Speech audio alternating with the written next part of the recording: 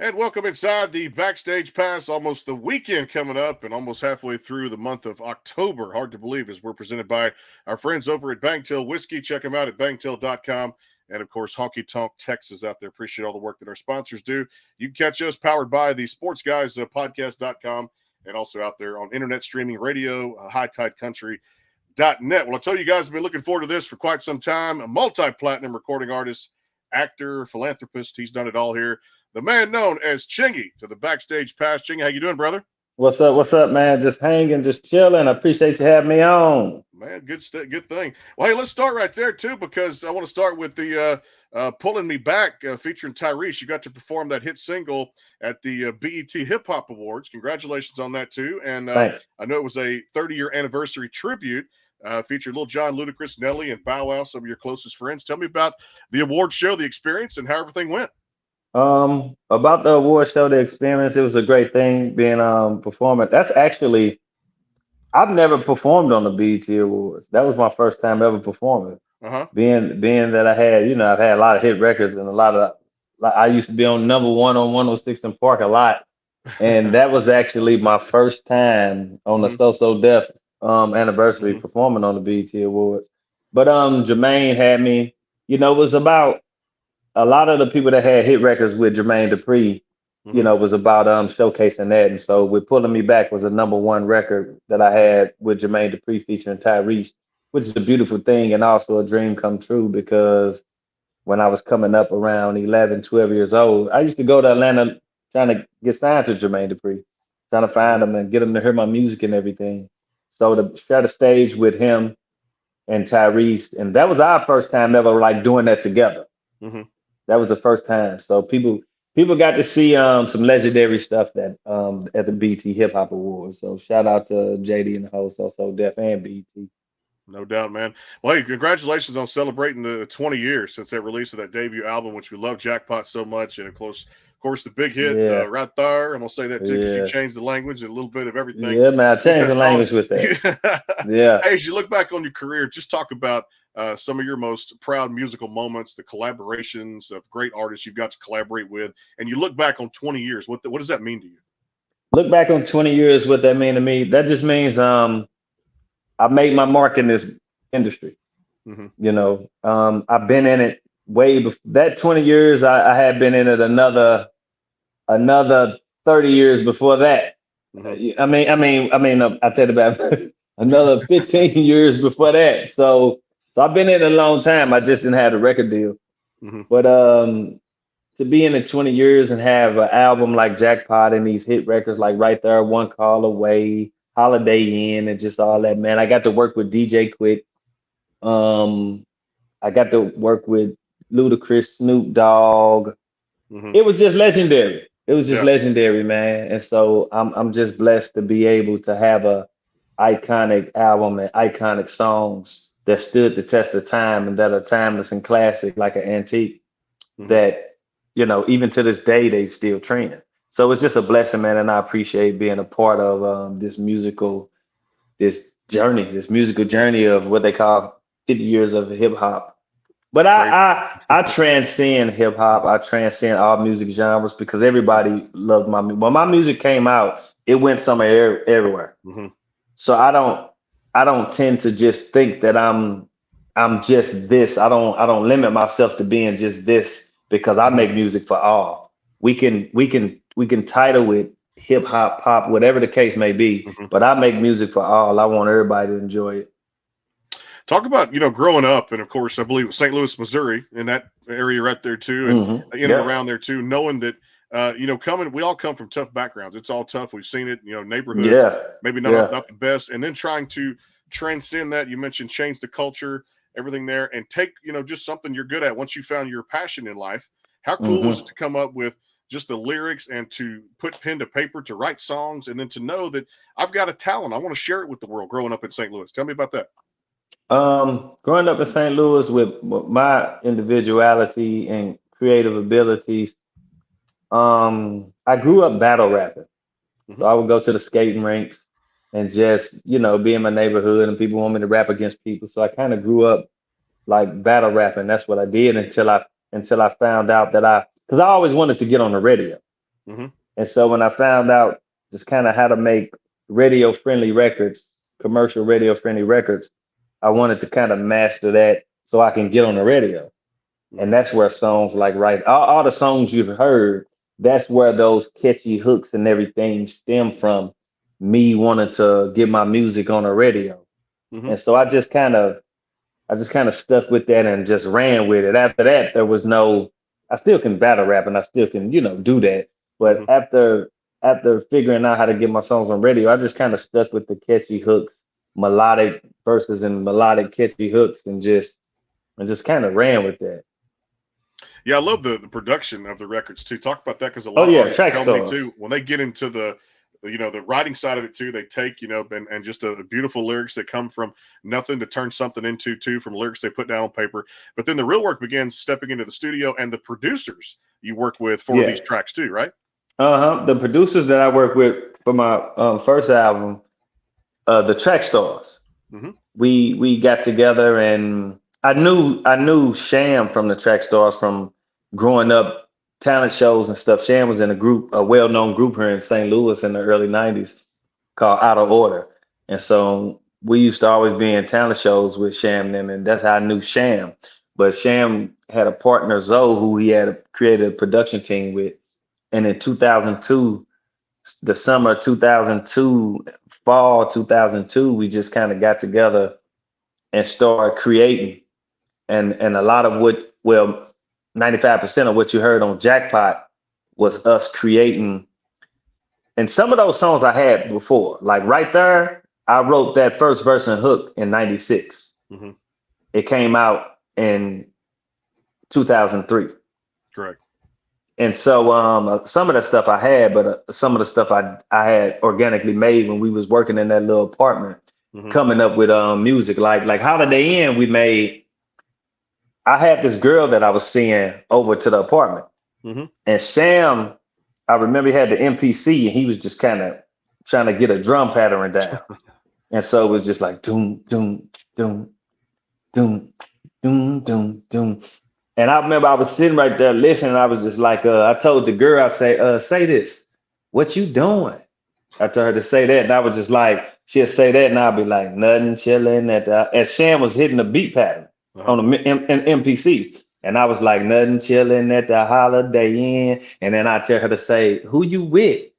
And then I'll be like, me and my piece, won't you be full of your friends? I tell her to say, what we gonna do? And I be like, feel on each other and sip on. So it organically came together like that. Like literally, Sham was making that drum pattern, and I told her to say that while I was making up stuff in my head and what I was saying. And then Zoe, who was Sham's partner, Zoe was in a band called Vegas, and Zoe played the keyboard. So when Zoe would come over later, he would lay down the keys and put instrumentation over top of the tracks that me and Sham would lay for as the vocals and the drum patterns. And that's kind of how that project happened. Mm-hmm. I love that too. And those beats just come naturally. And the verses and the lyricism is key there too, no doubt. We got to take a quick time out, get a word in for our friends at Bangtail Whiskey, and more with Chingy coming up. We're going to talk about Chinglish, which is the latest album out there across all the digital platforms. And of course, we'll talk about some shows coming up over the next few weeks here at the Sports Guys podcast.com. And of course, out there, hightidecountry.net. More with multi-platinum recording artist and actor, philanthropist Chingy here on the Backstage Pass. A lot to talk about here. Word from our friends. It's time to drink. My throat's scratchy. Bangtail Whiskey right here on the show. Word from them. Get it at bangtail.com. Stay tuned. The Bangtail pour is comprised of a sweet corn mash base. The front has a subtle sweetness and not too sharp. It has notes of a medium char or white oak for a smoky flavor in the middle, and the tail has a super smooth and warm finish. Go behind the scenes with some of the biggest artists in music today with the Backstage Pass, powered by the SportsGuysPodcast.com. Join Brandon Morrill and his co-host Kirsty Krause as they talk to rising stars and legends about their music careers. Listen to their latest tracks and learn fun facts about the men and women behind the music you love. And be sure to tune into the Backstage Pass Monday through Friday from 3:30 to 6:30, powered by the SportsGuysPodcast.com. And welcome into the Backstage Pass. And back here on the show, presented by our friends over at Banktail Whiskey and Honky Tonk Texas. Next week, country icon superstar Josh Turner here on the Backstage Pass, and a whole lot more here. Again, Chingy joining us here on the show at iTimeCountry.net and powered by the Sports Guys podcast.com. You know, I got to ask you about this because I wear my Cardinal hat too, and I know you're worn that St. Louis cap before. And I'll tell you, back in the day, I'm actually going, Chingy, to Game 1 of the American League Championship Series this Sunday night. Prime time with the Astros and Rangers, the Texas Rangers, Houston Astros playing there. Give me some of those teams kind of growing up. Was it the Cardinals? What was it? Baseball, NFL, basketball, being a sports fan? Tell me about some of that. Actually, you know what? Growing up, I played baseball. Okay. I played soccer and football. I didn't play basketball, but even growing up and this was all when I was like 7, 8 years old growing up. But when I got into music, that all of that pretty much became behind me. That pretty much was I put on a back burner because I knew music is what I wanted to do. And so I don't keep up as much. I'm gonna be honest with you. But I love the Cardinals. I like baseball. I like I do. I like baseball. I appreciate all the sports. But I ain't like a sports head. Got you. Okay, I got you. Hey, the passion was music, brother. You got to follow it another role. Yeah, it overrode everything. It did, no doubt. Hey, you mentioned I was good. I was good at football. I was good at soccer. I was good at baseball. I was good at all of them. All of them. Like I was the fastest on my football team. I was the running back. Like I was good at it all. But music just took over. I got you. Hey, like I said, you went pro in music and became a solid professional, and you could have gone pro in at the same time. Yep. Of course, I know there's more notoriety now, more technology for kids to use who are good at all high school sports they play and some at college, and they got the eye on them now, and you got more scouts compared to when you and I grew up in the 90s. Yeah. People don't realize that. Like when I was growing up, like we was growing up, like we had to really get out here in the street and go out of town to be heard. True. We couldn't press a button and millions of people hear our song. Like, you know what I mean? So we really had to get out here and put the work in physically. You know, with the great songs you mentioned right there, Holiday Inn, of course, and everything else, I know that, you know, even today, Billboard Hot 100 chart, of course, and hot rap songs and things like that, and hot R&B, hip-hop songs, all the charts and everything. When you found out these songs were going global, mass hits out there too, of course, the record deal and everything, what did that make you feel going through a young age, knowing an artist is very successful? Because you look at it today, and people always talk about success does not happen overnight in this business. It takes a long time and a lot of sacrifice to get some of these major hits. When you got word that those songs were on those major charts, tell me about just the emotions and things that you were feeling too. Like, man, this is validation. My hard work has really paid off. So how I felt when that all happened, well, so I was locally, I was in a group called Without Warning locally, and we were known. We put out music. We had music on the radio. We had videos. And so really, when I heard it on the radio and stuff, I didn't get overexcited. When I knew that it was becoming a big deal is when I went on promo tour after we shot the video for Right There in March of 2003. I went right on promo tour after that. And so when I knew it was becoming a big deal is when they start telling me, okay, you're selling 90,000 records a week consistently. And then I started seeing my videos becoming number one, records becoming number one and charting. And this is when I knew it was becoming something. Just hearing it on the radio didn't verify nothing for me because I've had songs played on the radio. But then when it was like spinning uncontrollably on the radio, I was like, yeah, this is different. And so my feeling was I was excited. I appreciated it, but I didn't take it for granted. True. You know what I mean? So I appreciated it all with a smile, but I knew I had to still work hard. And that's what I did. And the reason that project sold millions of records is because I was out there putting the work in. True. And the record company was holding it down. But I was out there putting the work in, like for real. When you talk about collaborations and all the artists that have been featured on some of the jams you put out and all the great songs, is there a favorite collaboration for you, or is it kind of like, I got to meet all these great people and then kind of pick their music and kind of get their feedback on it, and then just some great collaborations you've done over your career? Does any one of them stand out, or multiple? Of course, great collaborations that stand out for me is the collaboration with Janet Jackson, the collaboration with R. Kelly, the collaboration with UGK Bun B, the collaboration with Jermaine Dupri. But mostly, I would have to say Janet Jackson, because Michael Jackson, may he rest in paradise, is who made me want to be an entertainer. And so to get to perform, to get to do a song with Janet Jackson, and I talked to her on the phone, and she told me how much she appreciated it. And her manager used to tell me how she always said how handsome I was. So that was a bonus. That was cool too.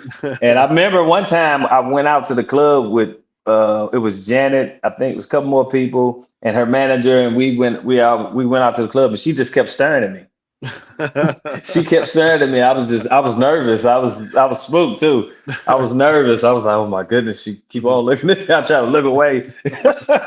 But that was pretty cool, man. It's Janet Jackson, legendary icon, Michael Jackson, Jackson family. And so that was just a beautiful thing. I love Chinglish. I'm going to tell you about this. I want to get some comments here from you and some highlights off this record. It's another fantastic album that you put out. Rave reviews from People Magazine and, of course, BET already at the same time.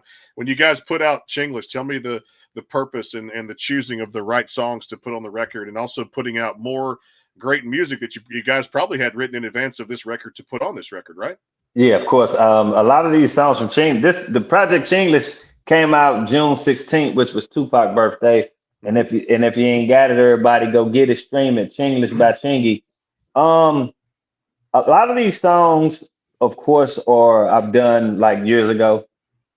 I got so much music, man. I got hard drives full of music. So I was just like, you know what? I need to go and put an EP out. I need to put something out. Let me go through the songs and see what I feel should go on this project. And Chinglish just represents my truth. My me, myself, and I, my terminology, my way, my wisdom, my honesty. And so Can't Blame Me was the first record on the album, in which I'm just kind of talking about trials and tribulations, false rumors, and people that don't have my best interest, and just fake love. Yeah. And which is a great record, and I produced that. So it's been getting received very well, the video. After that, I released That Good, which is, if you like Pulling Me Back or One Call Away, you'll like That Good, because it's one of them Chingy records dedicated to the ladies and, seducing the ladies. And so That Good I produced as well.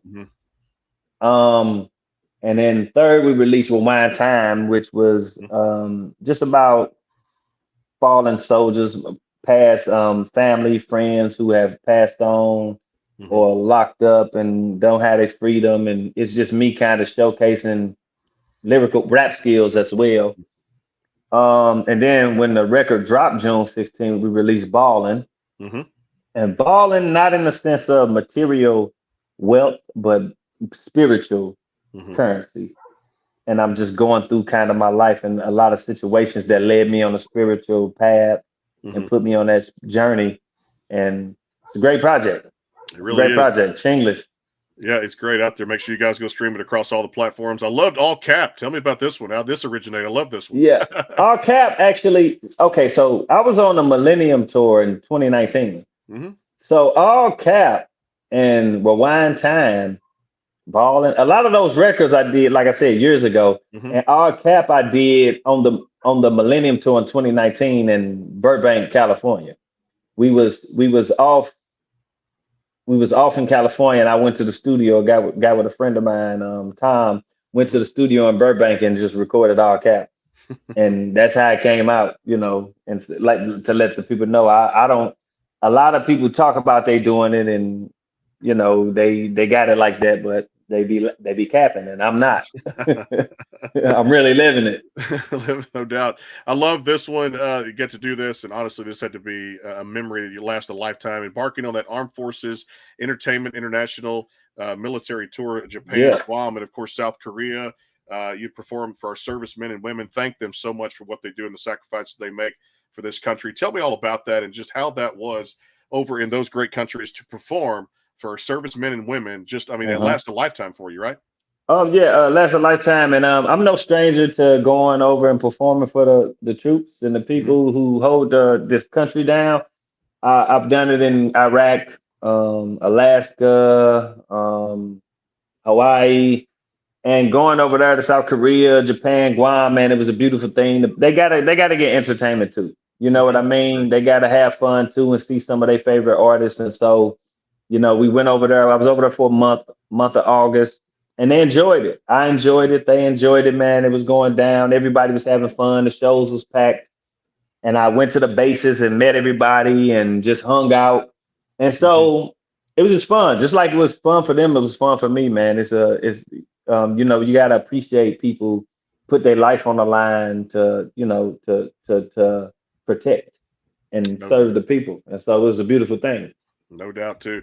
We'll come back. Final segment with Chingy. We'll get into a little rapid fire segment and, of course, talk a little bit about maybe hobbies and, of course, what he likes to do in his free time, and definitely get into a little bit more music talk here on the show. The Backstage Pass. A word from our friends at Bangtail Whiskey and Honky Tonk Texas. More with the icon Chingy here on the Backstage Pass. Stay tuned. The Bangtail pour is comprised of a sweet corn mash base.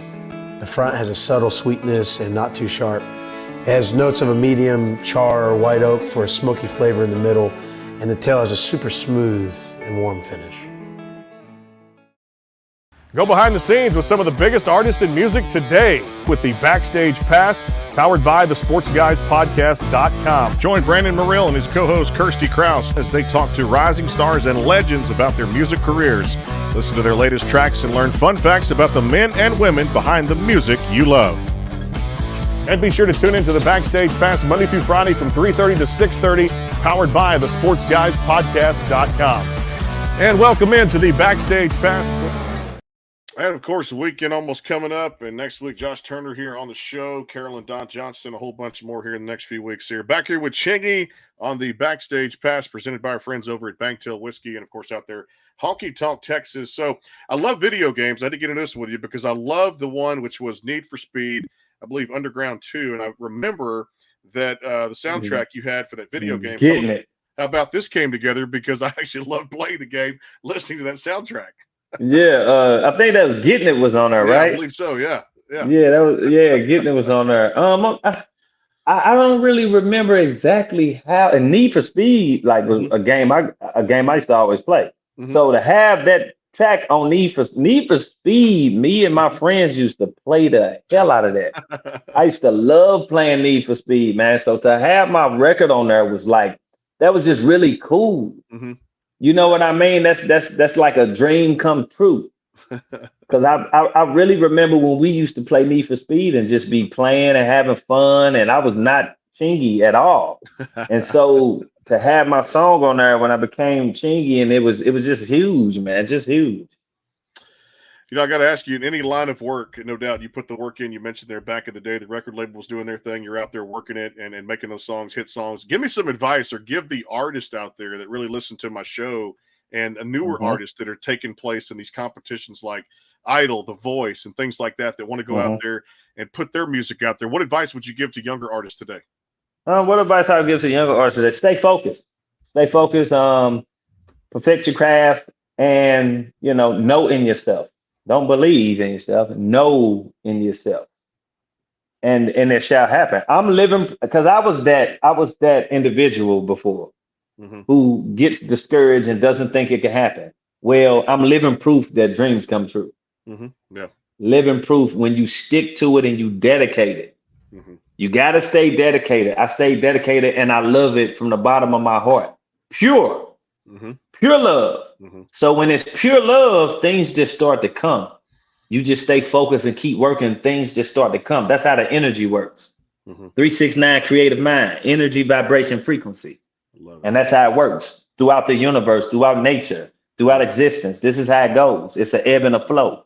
It's just like a lot of people tend to think cold and hot is two different things, but really what it is cold just gets hot. If you look at a thermometer, cold just gets hot. It's the degrees in between where you take it to where you want it to go. And so we have to be as that, you know, to create that balance. Cold and hot, you want it warm, that's the balance that's in between.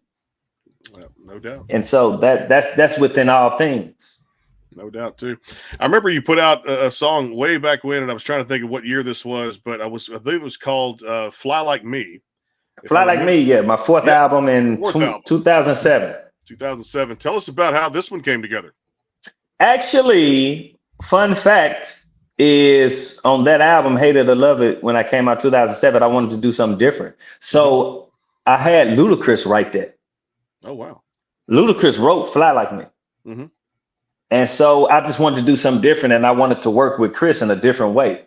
Mm-hmm. And so he wrote that, and I just said it. I remember going over his house, and he had laid it down, and I just went in and just reset it. And so it was just something fun I wanted to do. I mean, we all know I can write hit records. I mean, my biggest record to this day right there is just me. Mm-hmm.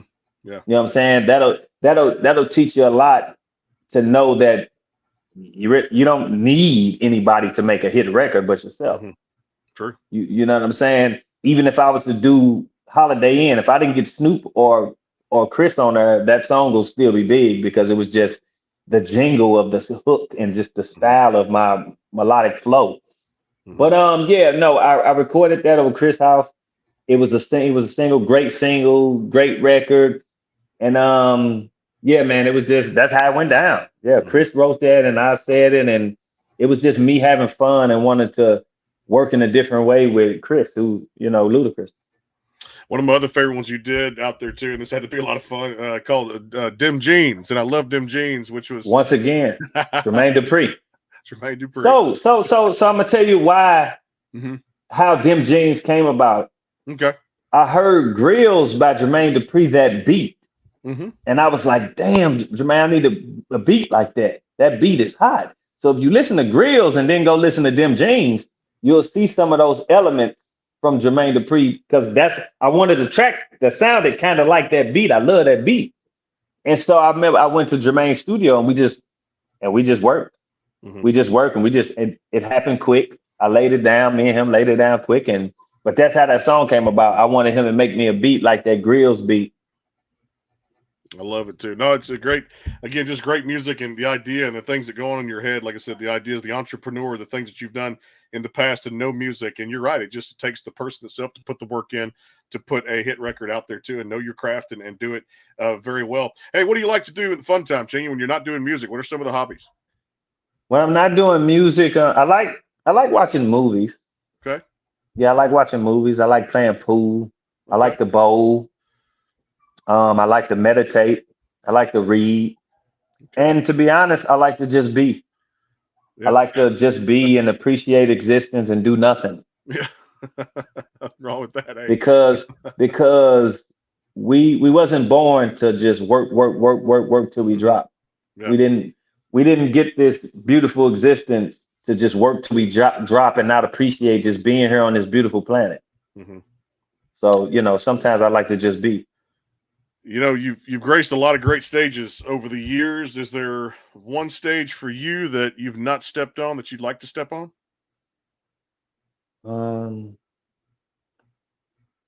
One stage I would like to step on. I haven't performed on Rolling Loud. Okay. All right. Yeah, which is cool, but I know I haven't performed on there, which is, you know, that'll be fun. But whatever, I'm gonna keep going. I love to perform wherever. It's all good. It could be 2 to 20 to 200,000 people. It's gonna be the same show with me. I'm gonna do what I got to do. The fans of the fans, no doubt too. Hey, give me some of the Chingy favorite foods out there. What do you like to cook? What do you like to eat out? I'm vegan, plant-based. Okay. So I like vegan wraps, black beans, quinoa. Get some steamed veggies in there, some guacamole. I'll do a Subway sandwich. a veggie Subway sandwich. Yeah, I'm pretty much plant based, and sometimes I eat once a day, like at noon. Mm-hmm. I may eat before 6, but after 6 I don't eat. I try not to eat. So I'm very disciplined with my diet. Mm-hmm. Well, you got to stay in shape for the line of work that you're into, no doubt. Hey, what was the first song? Could be yours or maybe a cover or something else. What was the first song you ever performed live on stage in front of an audience? The first song now the first song I've ever performed live on stage as an audience is when I was younger, Mm-hmm. like 10 years old, and it was a song of mine called Knuckle Up. Mm-hmm. Okay. And so yeah, that was like a 89.